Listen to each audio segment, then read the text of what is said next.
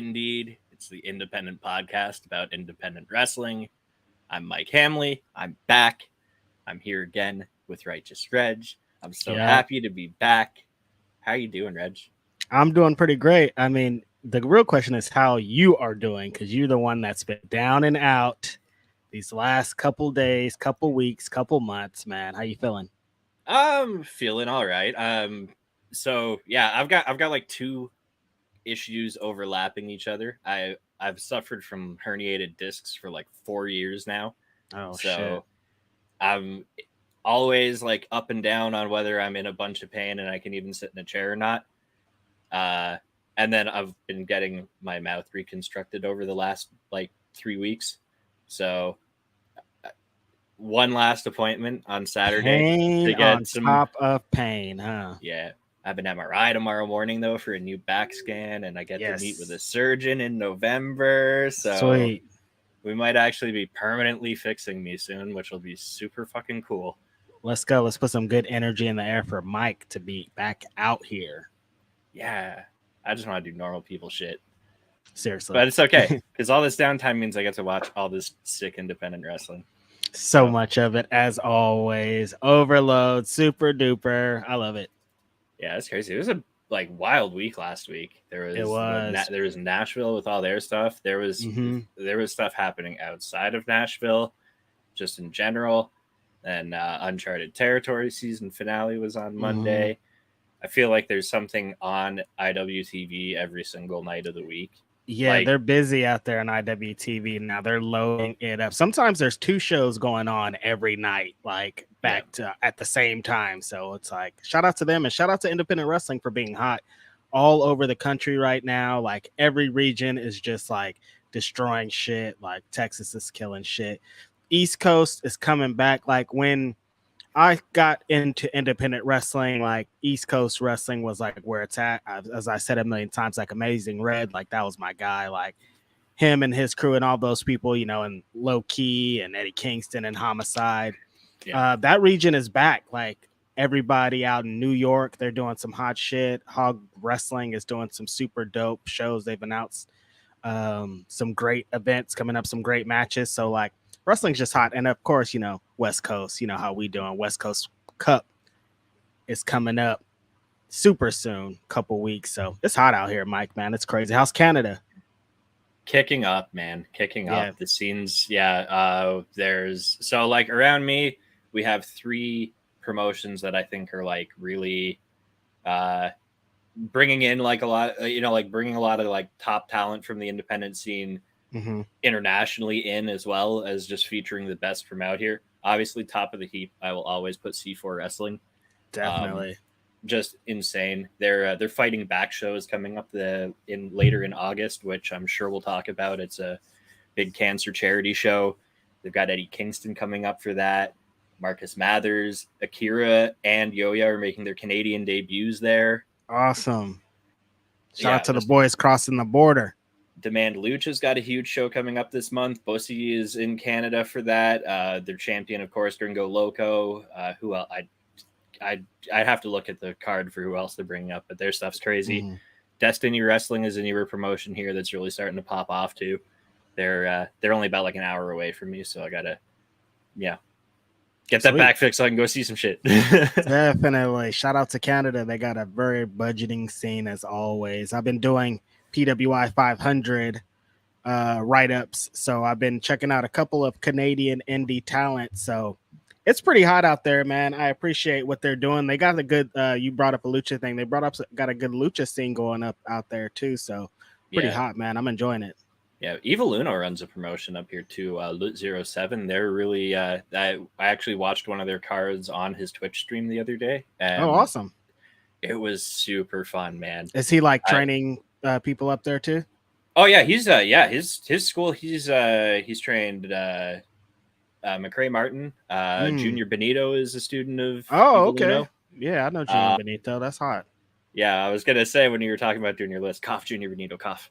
Yeah, definitely about to be a very talked about young man very soon here. Absolutely. He gets put in a lot of cool positions too. He gets matches like whenever a big name from like internationally happens to be coming in. He's got a win over Anthony Green this year. He had a fantastic match with Jeff Cobb a few months ago, which also like the Big Little match up there was just super fun. Like that was a good time. He wrestled Alex Shelley on their last show. I'm always excited to see like what crazy name they're gonna throw in front of Junior, because it's always a good match. I love it. Yeah, shout out to Junior representing out there. Yeah, but we got some stuff to talk about. Yeah. Some very action-packed back-to-back matches all over the fucking place shows here that happened this weekend. A lot, like you said, a lot was going on here in Nashville with Ric Flair's last match and the things surrounding that, Starrcast, and a lot of independent wrestling, a lot of independent wrestlers were out there in attendance. But one particular show we're going to talk about today is a Black Label Pro show. The Gang Crosses the Line is the show, right? Yeah. That was a good time. I love this definitely. Show. They loaded up Black Label Pro. They do some very interesting things. They have some home names that they like to book, that they like to kind of focus on. Like Eric Stevens is coming back, and like he plays a big role in like what Black Label Pro does. And they like to, mix it up with some older names you might not have thought of or seen recently. Like we'll talk about here, like James Storms and Crowbar. So very interesting show. A lot of super cool shit going on here, right? Yeah, Black Label Pros had I've been watching since I started Indeed. I feel like I've covered almost every Black Label Pro show that they've done on here. Started off with their Fancy Wrestling show, and then their Vegas show, and then Tyler's Day Off, and I love it because we do have like a recurring cast of a few wrestlers coming back always, like Billy Starks, Dan the Dad, Jake Something, PCO. Yeah. But then the people that are coming in too, it's like you never know what you're going to get. It's like a mystery bag of just awesome wrestlers, and it could be somebody that's really hot and active right now, somebody that was tearing it up a decade ago and is like, still just doing some random bookings here and there, but it's always exciting, fun matchups. I love their cards. Yeah, hell yeah. They really mix it up. And like when they bring in the guys, they're going to mix that guy up with somebody fresh from today. So it's a really fresh matchup. And they always do super fresh matchups, which is super important when it comes to independent wrestling, with how much we always talk about how much independent wrestling there is. So you got to keep it fresh around here so that people will watch your show on independent wrestling TV. They open the card with one of those matches. Violence is Forever, probably arguably the best tag team in independent wrestling right now. Yeah, about to put up a big fight for those independent wrestling tag team championships. That's for sure. Oh hell yeah! And they took on Dan the Dad, and going back even to the bringing in names from the past, Shark Boy teaming with Dan the Dad for this match. Like Impact Wrestling legend Shark Boy. One thing I love about, we talked about getting stoned a little bit before the show. We're stoners, so we remember and forget things. We'll see a card, and then when we watch the show, we forgot about the card. So like when you see someone like Shark Boy come out, it's like a surprise again, and it's amazing. It's like, oh shit, Shark Boy is on this card. Yeah. So I watched the show live. I haven't watched the replay. Sadly for me, this match, it was bugging on the live feed. Okay. So lost the video a bunch. I didn't catch too much of the match. What I did catch was super fun. Violence is Forever took the win. Yeah. Obviously, retaining these Black Label Pro tag titles. But was this one work okay on the replay? Yeah, it went all the way through on the replay. I tried to watch a little bit. Yeah. I tried to watch a little bit of it the other day. Something was wrong with I watched it through the Fight TV, through the Internet Explorer app, essentially on Fight TV for the through my Xbox, and it was screwing up. But today I watched it all the way through, and yeah, great contest. Violence is Forever showed why exactly what we're talking about. Why they're one of, if not the best tag team out there today. They beat some ass, but Dan the Dad, of course, is, like you said, a Black Label Pro favorite. So the crowd was behind him. He was there with all his antics, doing the things that he does, showing you exactly why you love Dan the Dad. And Shark Boy representing old school, 2003, 2004, 2005, 2006 TNA. Gotta love it. Always. Great match. Oh, yeah, absolutely. Rolled right into one with another Black Label Pro regular, too. Billy Starks taking on Steph Delander, making her, I would assume, Black Label Pro debut. I think so, yeah. Yeah. I don't think she was there anytime before she ended up, on her Florida vacation. Florida vacation, great way to put it. Yeah, indeed, favorite here, of course, Billy Starks, the most busiest, always 4 or 5 matches, it seems, a week at this point. Professional wrestler out there. We love us some Billy Starks. And she was here in all her glory. One thing I love about Billy Starks is it feels, I guess maybe because, she is so young and she is developing every single day. Every single match, it seems like she adds a new thing or some cool, crazy spot to her arsenal. And that's just always something to look forward to every Billy Starks match. I had a conversation with Billy Starks when she worked for West Coast Pro, and she's very hilarious. She loves backyard wrestling, so she likes to incorporate shit she's seen in backyard wrestling. And of course, I love backyard wrestling, so I love every minute of it. And she was on display here against Steph. Steph is hitting the independent scene after a stint, her Florida stint, and wants to show that she's not just one of those I was there for a blah blah blah and they gave me a shot. And yeah, she brought it to Starks here. She wasn't holding back on anything. It's funny that Starks is one of those. You're gonna get like a strong style. Not want to say strong style, but it's aggressive match. Like when you're in there with Starks, it's not gonna be like something easy. Like she's gonna go for it. And Steph brought it to her. Billy really does be kicking the shit out of people, though. She's throwing the feet. She's throwing the feet a lot lately too. It's sick. Yeah. She's going for it. She's getting bigger. She's out in the gym too every day, working on getting to be a better pro wrestler. And you can see it in every match. She's working hard. Like when I said she's the busiest wrestler, she's super. Really one of the most busiest wrestlers out there. If you look up her numbers, she's consistently working hard. So shout out to Billy Starks as always. Absolutely. It was a good match, a great match too. Steph Delander picked up the win here too. Mm-hmm. Yeah, big surprise. By disqualification though. Yeah, because Starks, got a little bit overzealous and let that steel swing. Look, you knew what was gonna happen when Billy came out to J-Rock and not Blink 182. Exactly. If she's coming out to win, she might not win. She might just try to hit you with a chair. She's just that's. It's what's gonna happen after whoever wins is what's going on. That's the Bully Starks entrance music. Yes, I love it. Yeah, Starks has been showing that not just in this promotion, but all the promotions that I'm not a little kid no more. Y'all are going to start putting respect on my name, and I will beat your ass. I will kick you hard as anybody else will kick you. Hell yeah. Rolling that match into the next one, we had James Storm defeating Brian Keith. The Cowboy versus the Bounty Hunter. Square off here. Cowboy James Storm here, another TNA original. Out with his beer. He's the Cowboy. One of our favorites here, again on Indeed, Brian Keith, who has just been tearing it up on every independent wrestling show that he is on. So this is great to see him here against Cowboy James Storm. They got into some action. I don't really like this this spot. I guess it comes down to fans being in the spot.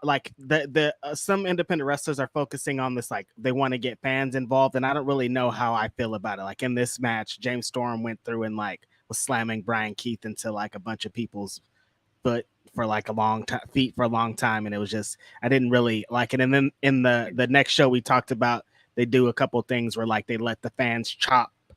They go around the whole ring letting the fans chop it. And I don't know how I really feel about all that in this case.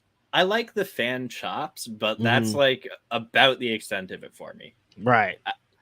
I think it's funny, or the getting the fan hey, hold him for me, and then I chop him. You know? Yeah, what I mean? Tankman does that type of thing. Yeah, that. I think that's about where it's all right for me, and then beyond that, I'm just maybe it's a fine line, Mike. You know what I'm saying? I don't know. You know, just because like like some fans are like, okay, like we can now get involved in the show, so like I'm gonna jump in, and like you don't know exactly when it's hard to blur those lines because those lines will be crossed immediately if they're blurred. So yeah, absolutely. And the next thing you know, you end up in the Joe Black situation. Exactly. like I don't know. Like for as many people's seats get fucked up at shows, maybe like a couple fan chops out of revenge for the general public is right. Not, definitely. Some of them have earned that. I don't know. This was a sick match, though. They were beating the shit out of each other, brawling. Yeah, when they got back into the ring, it's like, okay, now it's time to like go for action. And Brian Keith is another one of those wrestlers. If you're in there with him, like you're about to be in a fight. So no matter who you are, no matter what level of whatever you are, it's going to be a fight with Brian Keith. Absolutely. I would have liked to see him get a win here. Same here. But yeah, I immediately messaged you after the match was over and was like, nah, I don't know about James Storm getting that win, but that's just us. We prefer things a certain way. We definitely understand why. I don't know if I really understand why. Is James Storm a consistent player over here? I haven't seen him. Like it feels like I've seen Brian Keith in more shows recently for Black Label Pro than I've seen for James Storm, but things are how they are. It was Tennessee. Makes sense, Yeah, I think that's James Storm's like only Black Label Pro match from what I can tell here. Right. Tennessee thing. I get it. I understand. Yeah. It is what it is. He's the cowboy. Right. He's also the hometown guy, right? Exactly. So, yeah. Save a horse, ride a cowboy. I get it. All right.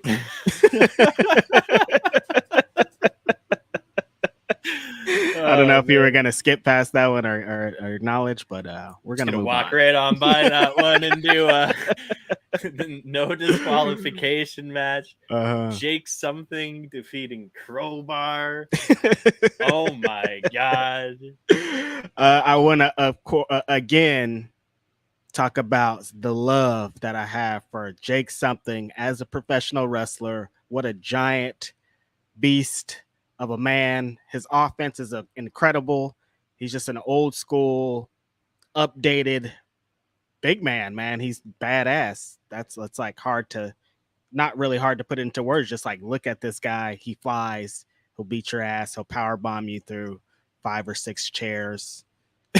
Like, you know what you're gonna get when you get to Jake something. And again, I'm surprised that he hasn't been snatched up yet. I see that he's, AEW seems like they're showing some interest towards him, but it does, I'm waiting for him to be locked down. But yeah, here again, Crowbar, old school wrestling, ECW, WCW legend. He wrestled a little bit in TNA too. Got to see him here and his element. If it's a Crowbar match, it's about to be some hardcore shit. There's no regular match Crowbar matches, and this was that. Yeah. I'm right with you on Jake something. Just like peak athletic big man. He's got, I don't know, he's got that like athletic, it's the high flying athletic, I can do everything. Exactly. Side. It's reminiscent of like a Wardlow type almost. Like Mike Awesome type deal. Yeah, exactly. It's it's the center who shoots threes. Exactly. They tell him all the coaches when he came up told him to do the opposite of everything he should do. Just like, just stand there and big boot. No, he's like, I'm about to fly. I'm about to do Hurricane Ranas. I'm about to throw people. Like, mix it up, man. We don't want to see no one-dimensional big guys no more. That shit is boring. Yeah, they're all right in their place, but like, if you could do the cool, do it. Like, I want to see you do some crazy, like when Big Vin's in there and he do like some wild ass moonsault out of nowhere. Like, I want to see that shit. You know what I mean? That shit's badass. Yeah. If Marco Stunt's going to walk around acting like he's Andre the Giant, then I'm saying the Giants can do 450s. Exactly. I would love to see a Giant do a 450. That'd be amazing. Oh man. I'm waiting for the, who's that? Satnam Singh. Yeah, I want to see him just do some like. You want to see somebody shit. Die, Mike? You're being crazy out here. No, I want to see some like flippy shit from just somebody that's unnaturally like just so fucking huge. If the bro gets on the top rope, it's over with. I hope not. Jacob Fatu moonsault, actually. Like Jacob Fatu is okay, like he's a big motherfucker. Yeah, he's actually like I think he's got the best kind of like the best representation of that like fearless high flying style, regardless of the fact that he has no business being on the top rope. That he does that jump up to a springboard split-legged moonsault thing. That's like, you're not supposed to be doing that, bro, but he does that shit with ease and he has fun while doing it. It's amazing. Shout out Jacob Fatu. Mm-hmm. Can't wait to see him at the West Coast Cup. Yes. And Jake something beats Crowbar though. Mm-hmm. Brutal match. Yep. Next up, we had a 6-man tag match. This shit was crazy. Cole Radrick, Crash Jackson, and Mike Bailey. What a team already. Taking on Jordan Oliver and the Bang Bros. Yep. My takeaway from this match is I'd like to see Jordan Oliver and Speedball Mike Bailey wrestle some more. Definitely. Yes. As always, anybody against Speedball, you want to see it again. This was great.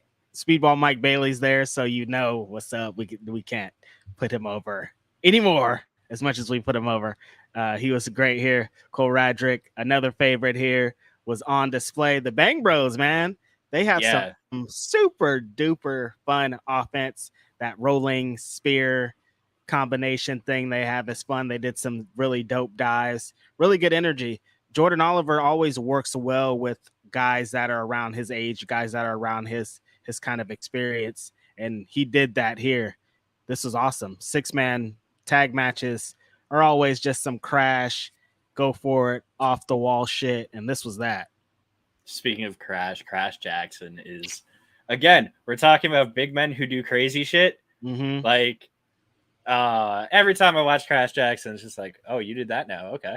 Yeah, there's a promo. I think it's New South promo. They do like a Haas tournament, and like it's shaping every year. It gets better because they find new big men that are just insane, that aren't supposed to do things, and they do amazing things. And the big boy did it here. Does it every time he does it. Absolutely. Bang Bros on the come up. I like that it's another tag team on the independent scene.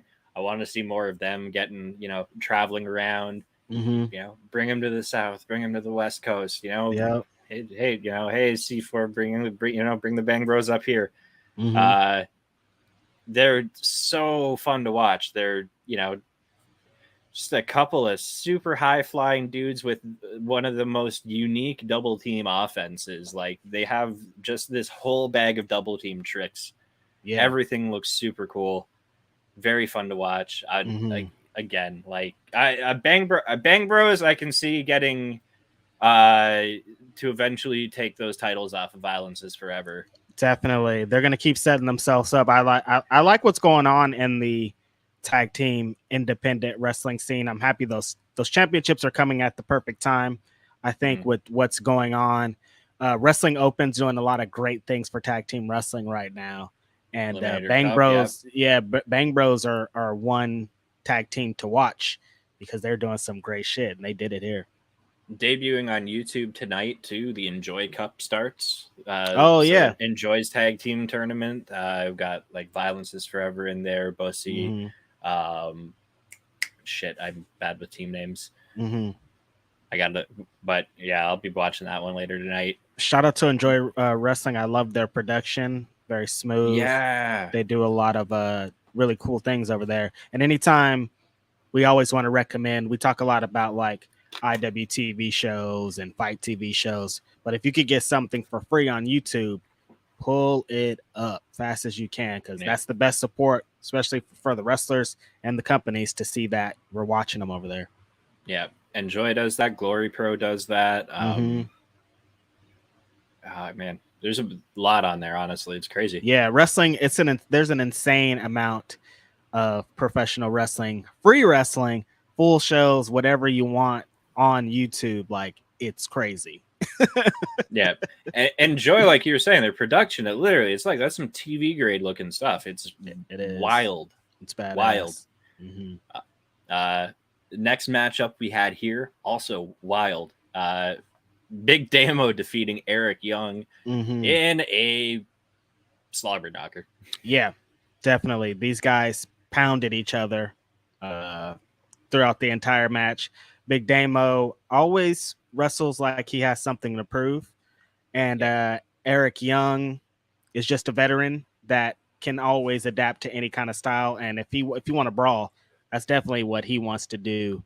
There's a lot of brawling here. There's a lot of damaging blows to be dealt here. The Big Damo's senton splash is just fucking brutal, man. It hurts. I love his finish, the Belfast Blitz, the rolling fireman's carry, and then the Vader bomb after it. Just perfect move for a dude that looks like Big Damo. Another big, giant, mobile, athletic guy like Black Label Pro. I see what y'all are doing out here. Y'all are representing for the big men, the big boys. Oh, we haven't even got to the big boy match either. We have not. There's more big boys to come. Yeah. Next up, we had, this was a fucking, I'm so happy that this match was on the card. Josh Alexander defeats one of the best young wrestlers on the fucking planet right now, Kevin Blackwood. This was really, to me, like, this looked like this is your moment Kevin Blackwood match. Like, Josh Alexander gave him a lot to work with. He did. He gave him it, every inch he gave him. Kevin Blackwood made the most out of it too. It was an excellent match. I loved it. Yeah. Josh Alexander is an incredible wrestler. And then on top of him being an incredible wrestler, the legacy he's trying to leave as the Impact World Champion has put him up into another level. Like, think about all the matches that he's had since he's became Impact World Champion that he's done on the independent scene, and they're all hitters. This right here, big giant hitter, Kevin Blackwood has been building his stock as one of those guys. It's funny now how like pro wrestling works with like AEW, and AEW makes it even more insane with how many independent wrestlers that they use. But with AEW and WWE, when the big name independent wrestler guy signs over there, and then the guys that they want to bring in to replace those guys, that's always interesting and always an interesting point. And I think Kevin Blackwood was at that point where he was just like, you know, he was attached to Daniel Garcia and those things and what was going on there. Then Daniel Garcia gets signed, and he's just kind of like over here trying to build his own stock. And I see a lot of it live because he was coming to West Coast Pro Wrestling, and the transformation that he's made into being like one of those, like, we're having an independent wrestling show, we need a big name, a big guy, somebody we know is going to deliver. For him to slide into that position is awesome. It's double awesome because he's a really cool guy. And for them to, you know, anytime you get a match with a world champion, the caliber is Josh Alexander, one of the main events on the show, you're going to show out, and Kevin Blackwood showed out, man. But I mean, you can't really, anytime, Josh Alexander is a world-class professional wrestler, so it's going to be hard. It's been hard for people to figure out how to beat this guy, man. Like, as world champion, he's really like stepped up to another level. It's amazing to see. Yeah. Hard to take down the world champion. So hard. Also a Canadian. Shout out to the Canadian homies, man, representing. It's like, I mean, forever. Impact World and X Division title. Boom. Big guy. Just like I was saying, like, it's Canadians, like, we're not surprised. Like, it's actually harder to find a Canadian that's not that great, that's came over and, you know, dominated. Like, Canadians are professional wrestling personified, man. And Josh Alexander is carrying the flag like nobody else does. When him and Speedball just pass it back and forth, like, who's hot? I'm hot. It's crazy. I may just be like alone in my thinking with it here, but like, our scene obviously isn't as hot as, say, the US scene. So for a name to get like international recognition from Canada, they've already got to be tearing it up like outside of Canada. Exactly. Right. So by the time anyone from, you know, domestically here gets so fucking good that they're known all over the US. Mm-hmm. They're already probably like a top name in the scene there, just because like they had to even get out of Canada in the first place to get down there. Right. So there had to be some viral value to them out of the gate just to get them out of Canada. It's just like the visa process getting into America is insane. Right. So like someone's got to be really, really, really good to be able to even like afford to go through that process. Right. For even the companies to want to dedicate to bringing this guy over, because it's just such a crazy process for everyone. Yeah. And then for that guy to come over and to dominate and want to be put, or these promotions want to put him in the main event because they know he's going to deliver night after night after night. It's awesome. Especially for like the bro was out. Josh Alexander was done with professional wrestling. Like he was like, I can't, like I physically cannot. And then to come back and, you know, this is like, wow, awesome, man. Yeah, the run he deserves, honestly, though. Great match, regardless. Kevin Blackwood, Josh Alexander knocked it out of the fucking park, you guys. I'll watch Kevin Blackwood hit people with Death Valley drivers all day. I love it when he does that move. His running DVD is like, it's like the Darby Allin Tope Suicida. Kevin Blackwood's running DVD. It's like, I just want less people to use it because they're not hitting it the same. Right. Like that's his, man. Let him have it. Don't hit it. Yeah. I don't want to see another person hit it in the same show. This show really did feel like it had 3 main events, though. Like Josh Alexander and Kevin Blackwood, the first of 3. The next match, holy shit. Fill in hot. Nick Wayne.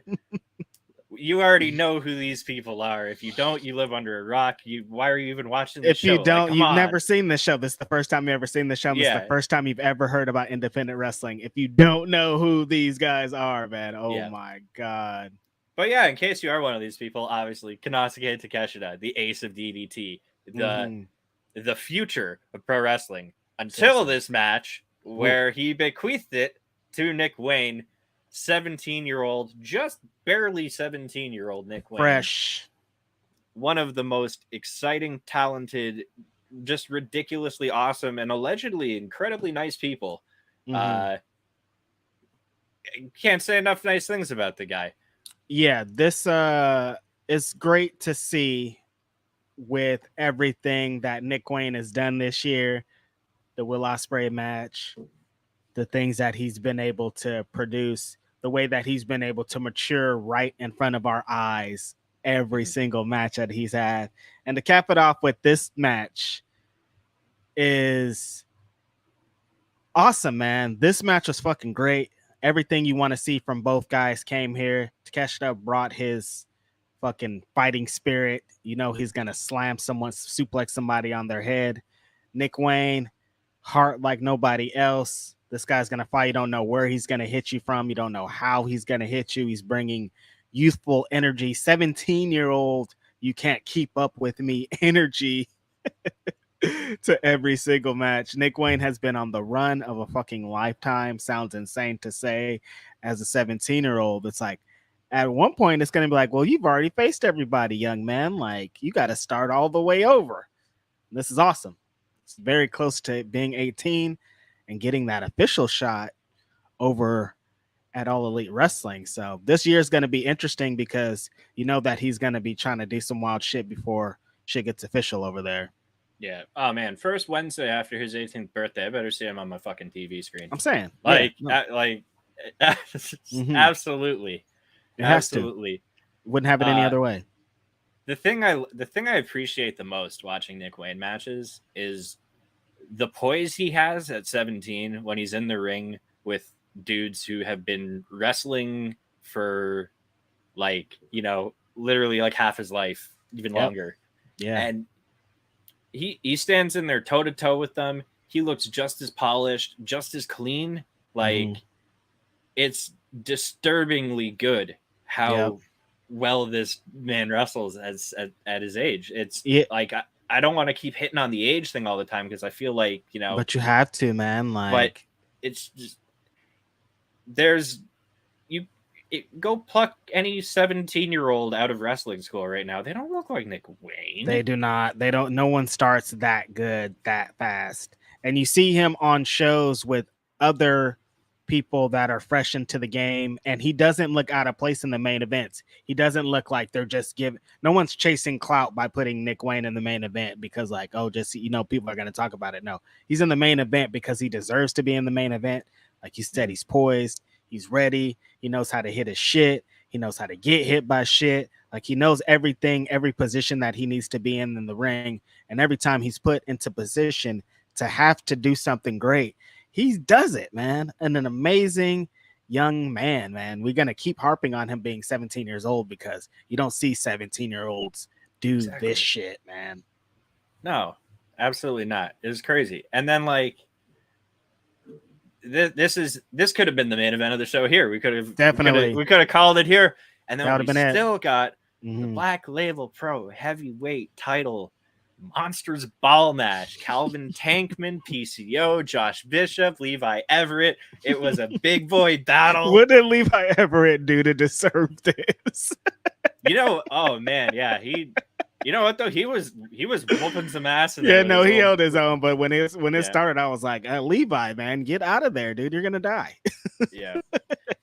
And new Black Label Pro Heavyweight Champion, Heavyweight Hustle, Calvin Tankman. I love it. Oh, bless up, peace, base God.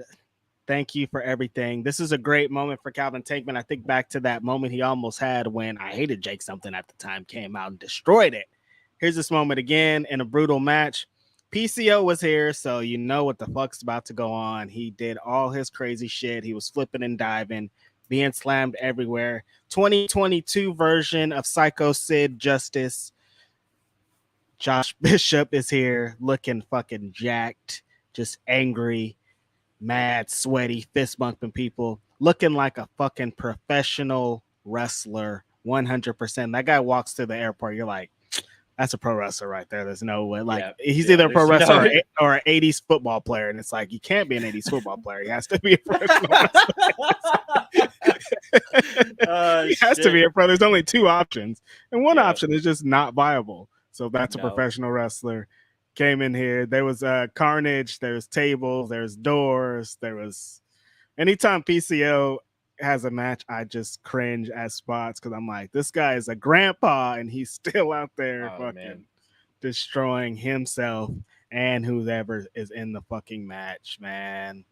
PCO Jake Something did make an appearance here actually to stop PCO from getting the win, and they drug PCO's ass on out of there to get him away from this championship and this match. PCO is one of the only wrestlers who can make me do a "Please Don't Die" chant from my couch. Seriously, like, fuck. And man, when he starts coming out, I'm like, no, be careful. He's not even in the ring yet. I'm like, yo, careful, dude. He's still making his entrance. I'm like, relax. Yeah, he's scary. As soon as somebody rolls onto the apron, you know what he's doing. Right. It's same thing as Darby Allin. Like, that's the only wrestler I'm like, dude, like, I like it, but also like, careful. I'm concerned for you. Yeah, I'm concerned. I'm legit. Like, did we all think about this? Did we all go over this? Because it feels like you were just like, I'm gonna throw myself off this, and like whatever happens. But that's the same thing with PCO and two different body types. Like sometimes you feel bad for the other guy because you're like, damn, you got to catch that. Like Darby comes in like a fucking speeding bullet on his tope, and it's like you're about to meet him. We got to get somebody who's wrestled PCO on here for an interview. I just need to know. I need to know what putting a match with PCO the whole process is like in the back. Like is he just sitting there going like, that might not kill me. We could probably do that. Yep. He's like, I'm gonna bring this big heavy thing out there. You think you can drop it on my fucking foot? And they're just like, what, dude? What are you talking about? Yeah. What if you power bombed me off the apron to the floor? Yes. Oh my god, the dude has done that before. Like that's not even like describing that sounds wild. Like if somebody's never seen it, they're like, this guy Mike is talking crazy, but he's actually done that before to the floor, no table, no nothing, just like to the ground. And he's a grandpa. I don't know if he's actually has grandkids, but like that's his age. That's what it is. I don't know if he can. He's definitely put together in a lab. Like, he's actually Frankenstein's monster. Exactly. Maybe that's why he's able to do it. Like, I don't know. He's probably from another. We'll never know the secret, I think. No, I think it's because he's French Canadian. Yeah, I agree. It's something about he built different. Yep. Feuded with Bret Hart. He got some Bret Hart feud on him. That lasts for a while, I see. But Calvin Tankman won this match, man. How fucking cool is that? Badass to see Tank get a big win here. Tank has been having a great time in a bunch of different promotions. MLW, he's a champion. So to see him get a big win here, anytime he's the top dog of a promotion, I'm more interested in that promotion. Calvin Tankman here in the match showed why he should be heavyweight champion. Anytime he hits that death elbow, Tankman driver, it's like, ouch. Yeah. And again, another awesome big man. Again, yeah. A bunch of them here on display in this match. Black Label Pro, big meaty man slapping meat. Fucking Tank is one of those. His name ain't Tank for a fucking reason, man. He fucking jacks dudes up. He's a tank, man. Love it. Congrats to him on the big win, man. He's got so much more coming for him, I'm sure. Absolutely. This was a sick show, though. I loved it. It's a 4.5 out of 5 joints for me on this one, Reg. Yeah. Brian Keith win probably hit the 5, you know? Yes. Yeah. But that's just me being nitpicky for my own personal preference. Hey, it is what it is. I'm gonna go with the 4 here. The Brian Keith thing got me down to that too. 4 joints on this show, but very solid show. There was not one disappointing match here. Everybody came to play. The crowd, I don't know. I could have done that. That might have brought it up if the crowd was a little bit better too. I think it wasn't the best. It's not Black Label Pro's fault. They did a great show. Nah. And they've got so Gang Crosses the Line aired on Fight. You can order the replay on Fight. I do believe eventually they'll probably port it over to IWTV because they've done that with their other shows that aired on Fight. They just like after a couple months bring it to IWTV. Their next show is Total Eclipse of the Heart, HART, because it's all about Jimmy Hart, the Mouth of the South. Sweet. That's August 27th. So check that out. Do they have any announced matches yet? We have a Black Label Pro Rumble match. D-Ray 3000 versus Space Monkey, Canadian. Wow, another fucking TNA throwback, D-Ray 3000. Shout out to him.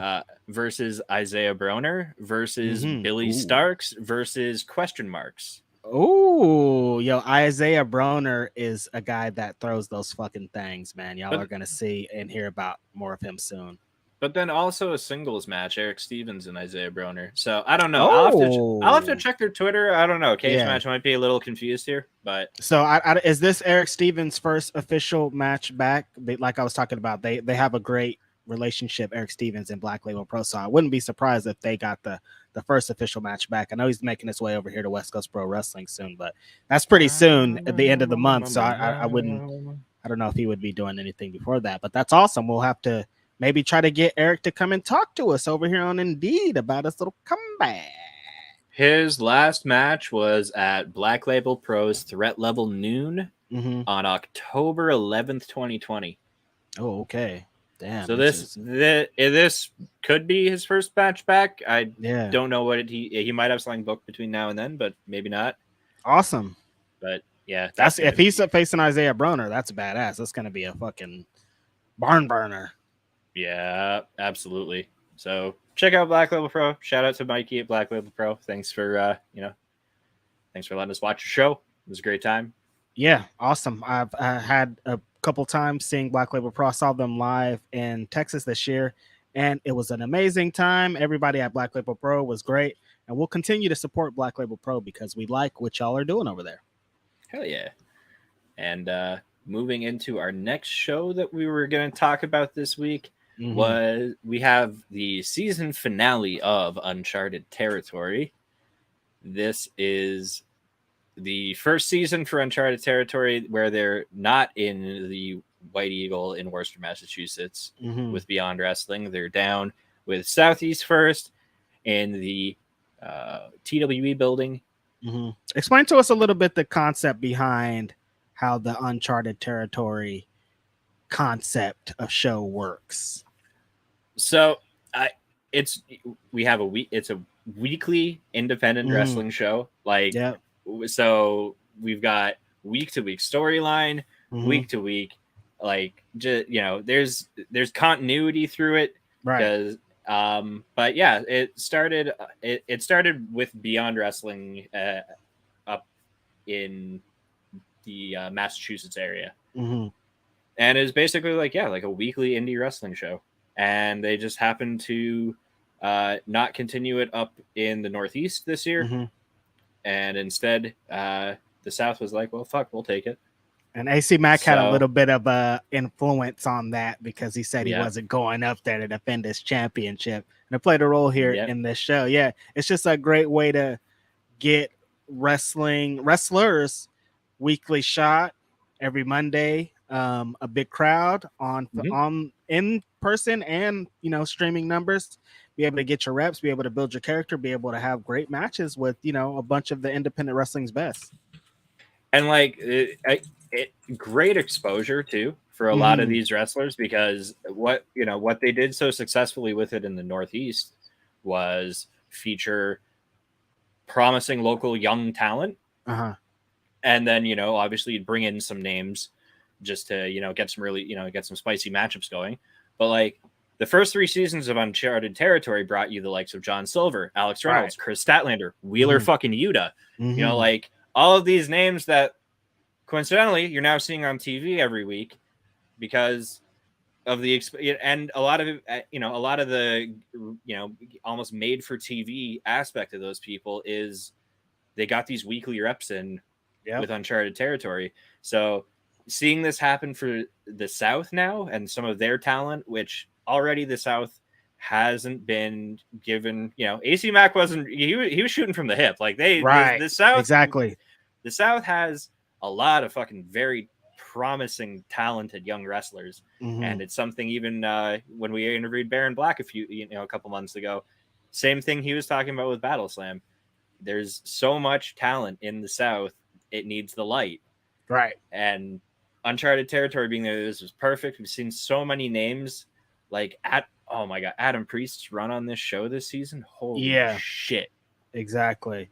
Yeah, and if you want to catch up on, I want to shout out the Pro Wrestling Channel on Pluto too. If you want to catch up on some old Uncharted Territories, they'll sometimes have marathons that are super cool. You can catch up on Beyond Wrestling. Yeah, Adam Priest has been. It's crazy, like the kind of wrestler that Adam Priest is, like a veteran that's been around. Like if you know Southern wrestling, you've known him for 10, 15 years. But now it's like it's almost like a resurgence. It's almost like he's a new wrestler. He's being featured in main events. He's given time to just like be himself and shine. And he's been kicking ass. And like just this episode right here, like he showed like the reason why. Oh my God, war with Kevin Koo. I guess we'll kind of tackle this card in all over the place order, right? Why not? But main event here, Kevin Koo and Adam Priest had a 40-minute match. Yes, that was insanely good. I love the way Adam Priest wrestles. He's like no flash, no fancy gimmick, no shiny gear. Literally just like black tights, black boots. He'll come out there, he'll twist you up in a pretzel and fucking collect his paycheck. I love the way he just carries himself, his attitude, and again, like his technical skill is off the charts. Kevin Koo is a perfect opponent for him. Another ridiculously impressive wrestler, tag team specialist with Dom Guarini, one half of Violence is Forever, but then his singles matches just tear it up too. Adam Priest here, I love the thing that he does, just fucking smash mouth style wrestler. Get in the ring, ring the bell, punch you in the fucking mouth, and then twist you up. We're gonna have a fight here. It was great seeing Kevin Koo in a position and to play this position in matches, because he's usually, he's striking, he's dominating. He's usually usually the one on offense for most of his matches. Yeah. But to have to play defense because Adam Priest was not letting up for 1 fucking second. Anytime he had 1 second of opening, he was going to get kicked in the mouth. They added some great elements here throughout the match. So like the 40 minutes didn't feel like a straight up, wrestling match. There's some drama, some extra elements, building some sympathy on Aku, and to make the finish of this match flow even better. Yeah, absolutely. Really played up Aku's injury and everything from his past surgery and stuff. Just great match. Chef's kiss. I love this one. Sweet. What were some other fun ones we had on this card? Tank defeating Marcus Mathers. Poor Marcus Mathers. He thinks he was screwed. It's a no disqualification match. You can't be screwed in a no disqualification match. Yeah. Marcus Mathers is making his mark out here, though. He's kind of a little jerk over here in Uncharted Territory. But I like the way that he's doing. He's becoming a leader. He's becoming his own man. He's getting booked in different places. He had a great showing here. Didn't be able to get the victory, but he was out here showing why Marcus Mathers is one of those names that in the future here, we're going to be talking about him being one of those dudes. Absolutely. And like, I love what Tank's been doing this season on Uncharted Territory. Like he's a 25-year vet. Yep. He's got nothing to prove, but he's been going and having these matches with up and coming young names that are like the door, not getting their foot in the door, but the door's like opening already for them now. And they're like starting to step through, and he's just helping like just shove them through that door a little more. Right. He had a great match with Billy Starks this season. Marcus Mathers. He had an insane match with Sawyer Wreck. Just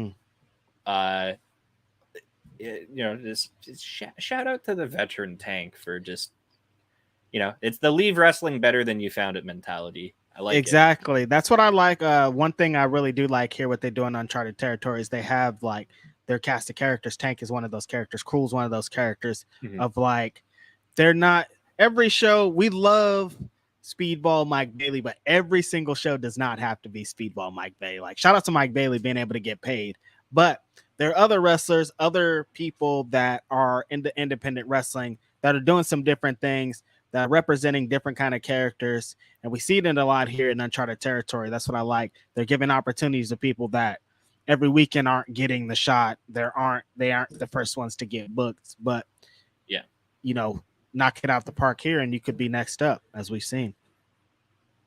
Absolutely. Yeah. Speaking of Cruel, he clapped Alec Price. Jesus. It's because Alec Price came out there hot. He interrupted what we thought was going to be an IWTV championship match between Jaden Newman and AC Mack.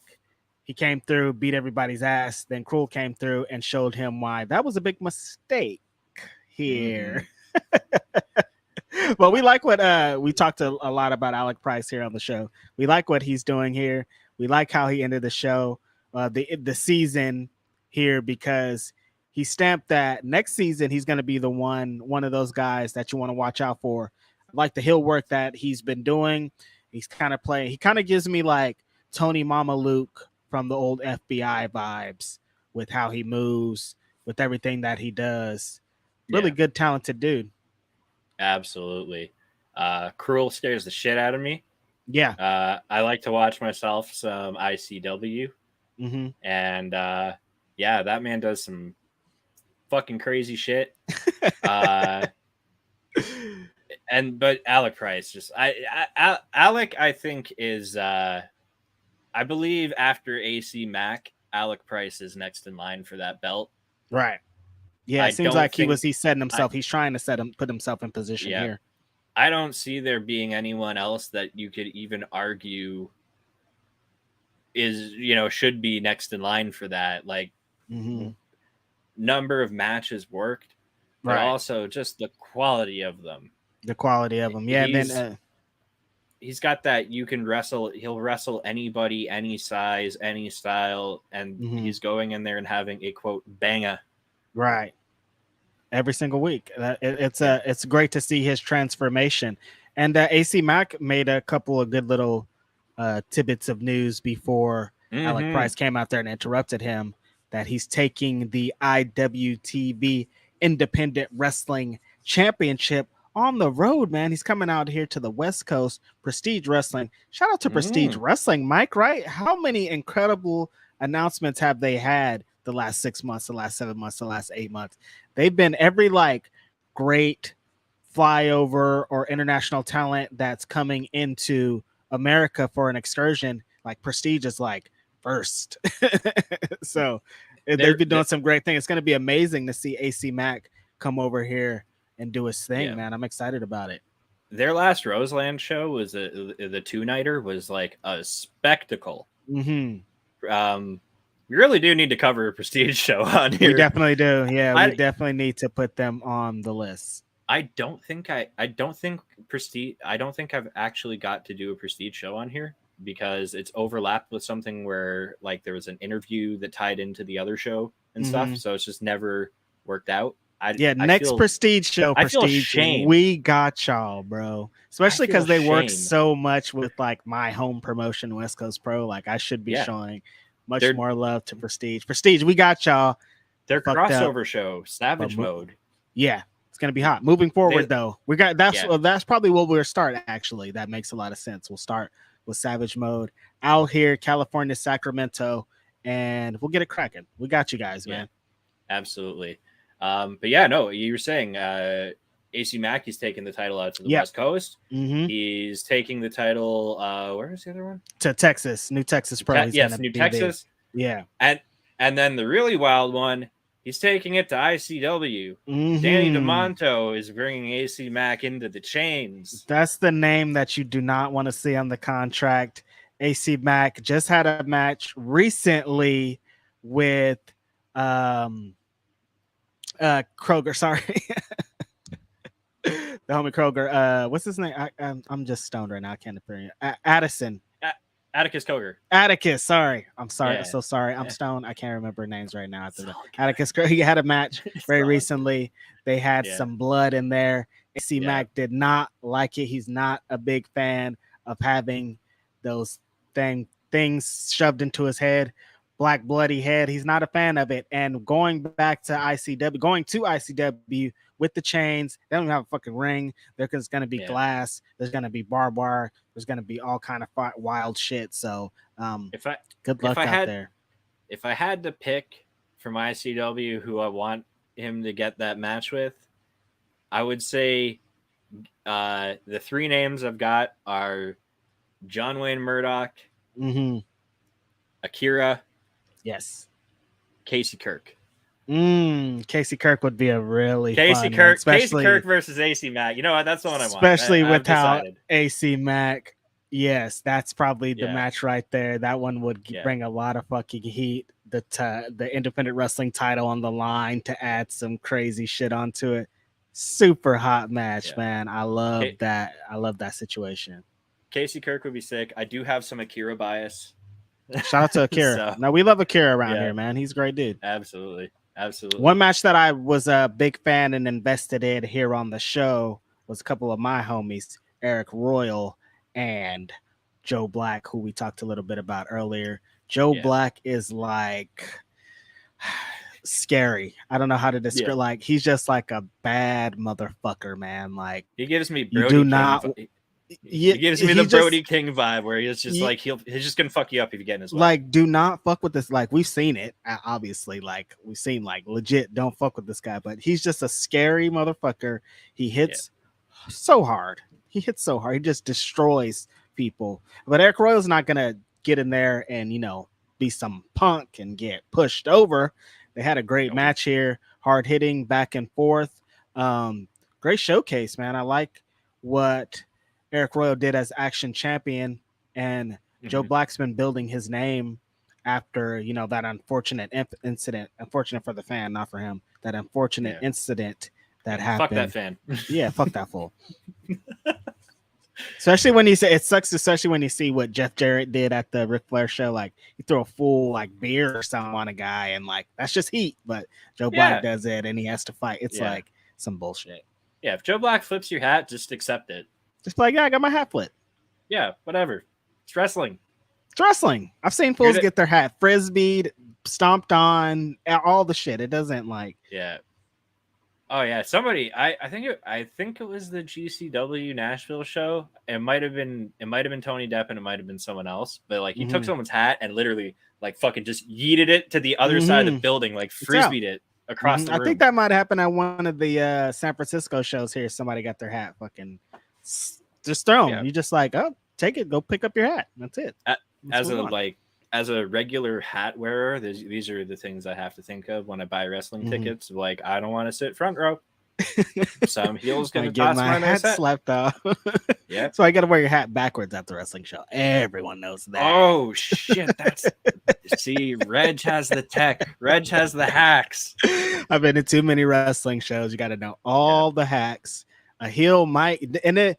For heels, some heels, especially at independent wrestling shows, it doesn't even matter if you're in the front row because they'll find you. Like they'll walk to the back to slap your hat off because some guys are dicks like that. But those are the best heels, and they should do that. I appreciate. Well, you've got the smart play at West Coast because I've literally seen you on camera in the background, just like by the doorway. Just that's my favorite spot. I like to.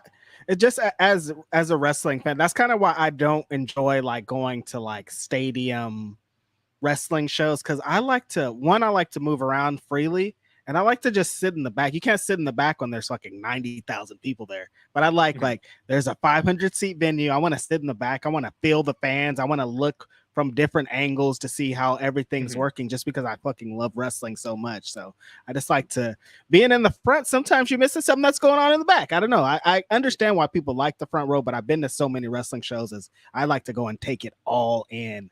And from the back is kind of the easiest way to take it out. That sounds that's a wild sentence, taking it all in from the back. But, we're talking about professional wrestling, so nothing's too wild over here. Nah, man. No. Gonna have to make a regular segment out of indie show hacks with Reg, though. Sit in the back. Yeah, definitely. Move around. Move around angles. See, my thing is though, like, because I have a different like. There's some I get to like mingle with wrestlers too. So sometimes I like to go, hey, your match is good. How was your match? How do you feel about it? I love hearing about how a wrestler felt about his match immediately after. Shout out to my homie Robert Martyr. He's always gonna come over and be like, these are all the things I fucking hated, or these are all the things I love. I love this, or he's whatever he is. Like I love just like finding out what makes wrestlers tick, because sometimes I'm like, that was amazing. And like, not Robert Martyr, but any wrestler will be like, I didn't like all this shit. I'm like, what? That was great. But like some wrestlers are just like that just because that's, that's the game. Those are the ones that seem the most interesting to me is when it's like, where everybody in the room is like, that match was fucking fire. And then the wrestler's like, it was all right. Right. But yeah. I know some very, very popular wrestlers that are like that. And you're like, what, dude? You're like 100% of your matches are hits. He's like, I like one match from the last. And you're like, what? Yeah. That's crazy. That shit blows my mind. But, again, that's the difference between experiencing it, like, by doing it and experiencing it by watching it. Exactly. Yeah, there's one little thing could throw off a whole match, or like one, they could only like one little thing off the whole match. It's like it's a fine line, and it's them. Do however you want to do. Keep entertaining us, and we're gonna keep watching. Absolutely. You were mentioning Robert Martyr. Next week, we're gonna talk about SCI, the Scenic City Invitational, biggest tournament in the South. A little more love for the South on Indeed. Yeah, we're gonna keep going with the South love, man. We need to show some love to the homies. Robert Martyr's first round match is Billy Starks. That's gonna be awesome. Starks is trying to have a good run on this one. Starks has been surrounding this tournament for a long time, so it's gonna be an interesting show. Everybody's coming with something to prove. Robert Martyr has a lot to prove himself. He's been fucking on a tear very recently. Big win over Davey Richards recently. So he's not coming to lose. Seriously, like he's coming to win this whole thing. But he's gonna have some tough competition in the first round, the second round, all the rounds, because this tournament is deep. Stacked tournament. That's gonna be a good time. If I'm not mistaken, same building as Uncharted Territory. I think it's in the TWE. Sweet. But I could be mistaken. I know it's been there before. Is it streaming live, or is it going to be on? Because I know there's I don't know if it's starting today or this weekend or what. No, today's like a pre-tournament little event thing. Okay. But the actual tournament matches start tomorrow, and it is live on IWTV. Oh, sweet! There you go. 7:30 p.m. tomorrow. I would imagine that's the first round only. Yep. Yeah. Okay. Well, hey. Yeah, so everybody tune in because we're gonna talk about that. Yeah. I got the card next week. I got the card here. So it's all first round matches tomorrow. Billy Starks versus Robert Martyr. Eli Knight versus Myron Reed. That's gonna fucking. Ooh wee! That's a banger. Hoodfoot is back versus Orion Bishop. Let's go, Hoodfoot. Congratulations on being back. We're happy to see you back. We hope you're healthy. It's gonna be great.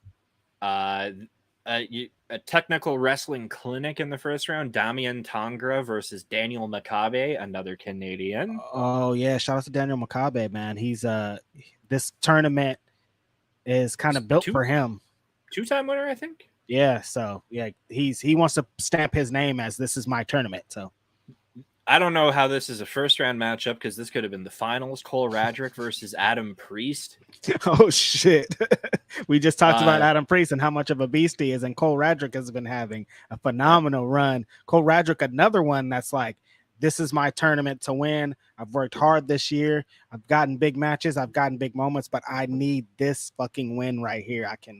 I know he's coming to fucking fight. Brand new GCW Extreme Champion Cole Radrick. Shout out to Cole Radrick. Jaden Newman versus Ashton Starr. Holy shit. Oh shoot, that's awesome. Oh god, give me this one. Oh wow, these last two are fucked.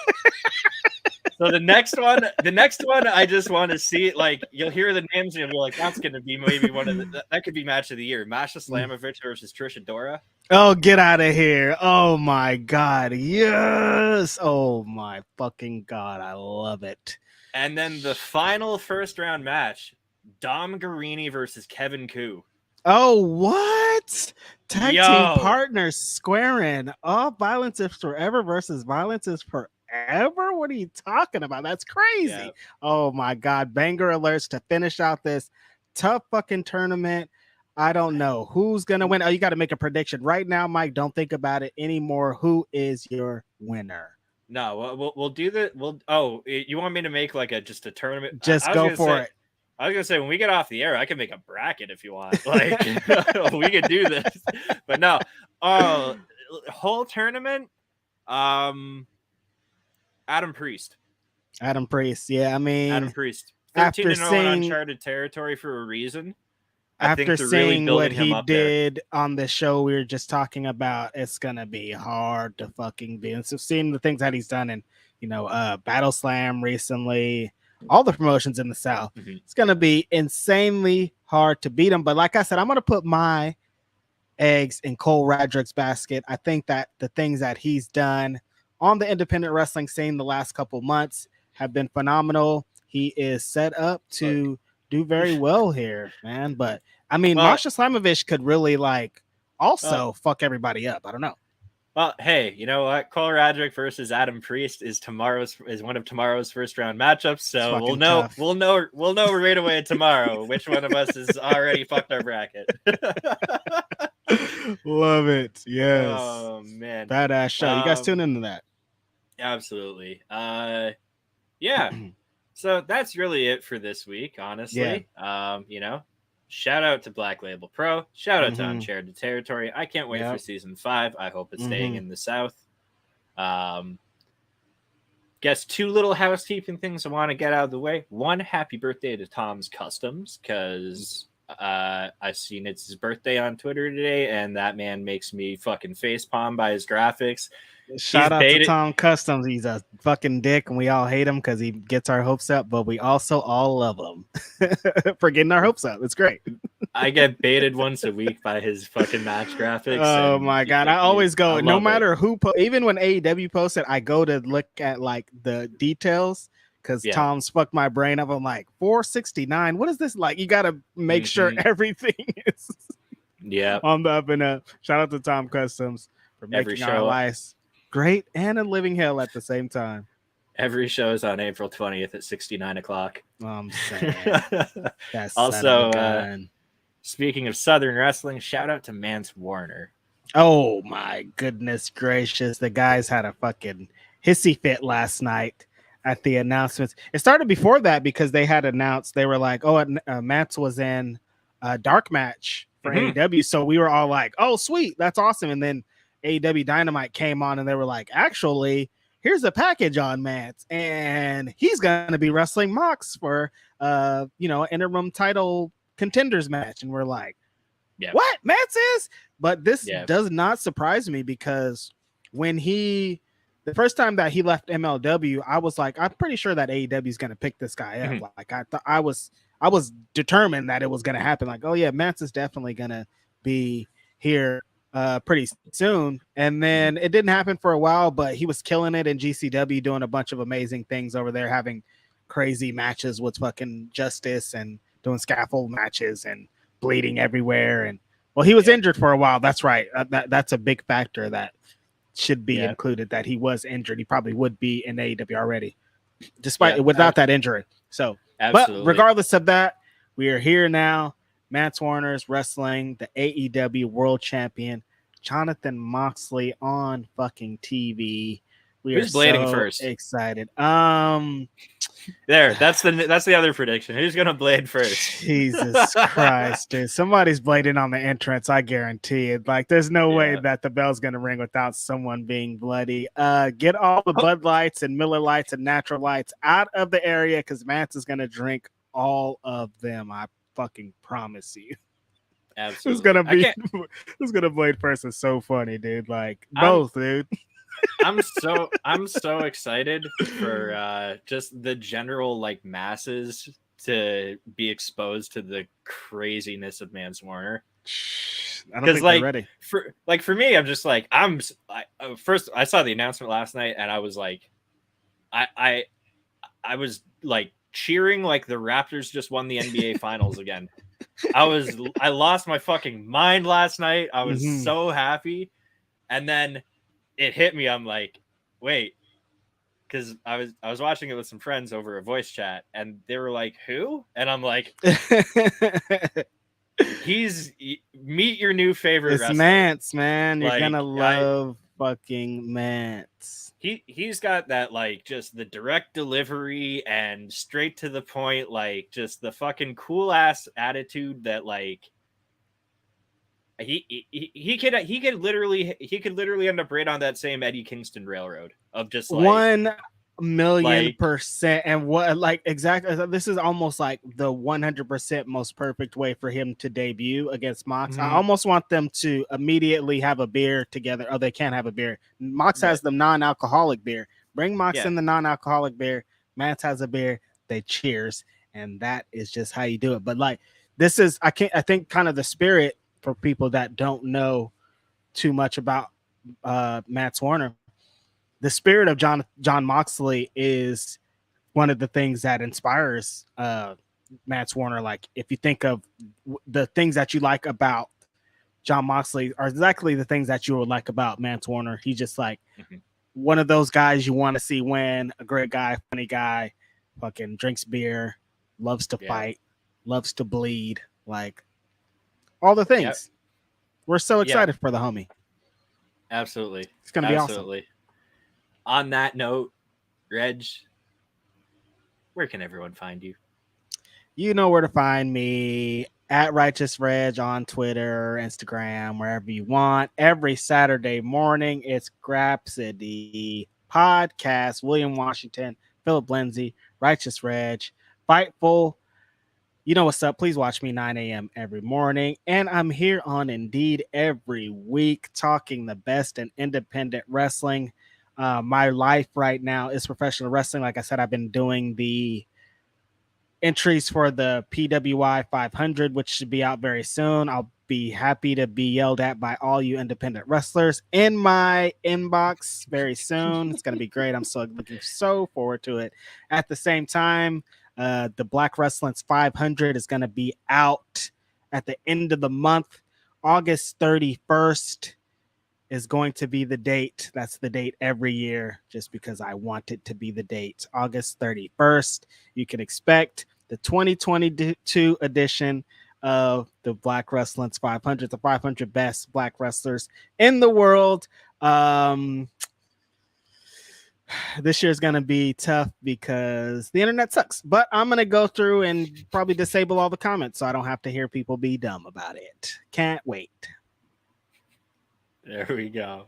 Oh man, I don't envy you having to deal with that shit. It's so much fun, but then it's also like people are so dumb. Like even if I got it right, even if I got it 100% right, it still wouldn't be right. Someone will still be like, "Well, what about this?" So that's what I have to think about. It'll never be perfect. But we're great. Exactly. Yeah. Like yeah. All right. Bro. Yeah, we call those people fart sniffers. Exactly. Anyway, I'm Mike. You can find me right there. My Twitter handle. It's right there at Mike from Indeed. I just be sitting and giving my thoughts on whatever I happen to be watching. It's not even wrestling sometimes. I'm watching The Sopranos a lot lately. Mm-hmm. That show fucking rules. But yeah, I'm just sitting watching some independent wrestling, a little bit of TV wrestling, but mostly independent wrestling. Mm-hmm. It's wild. I love it. Love it so much. I come here every week to talk about it with Reg. Yes. Next week, like I said, we'll be talking about Scenic City Invitational. Crazy first round. Watch it, and then we can all talk about it and, talk about how all our picks got drowned and, we got a surprise Kevin Koo win or something. Right. Have yourself a good week, everybody. We'll see you probably Thursday. Yeah. Yeah, Thursday. Peace.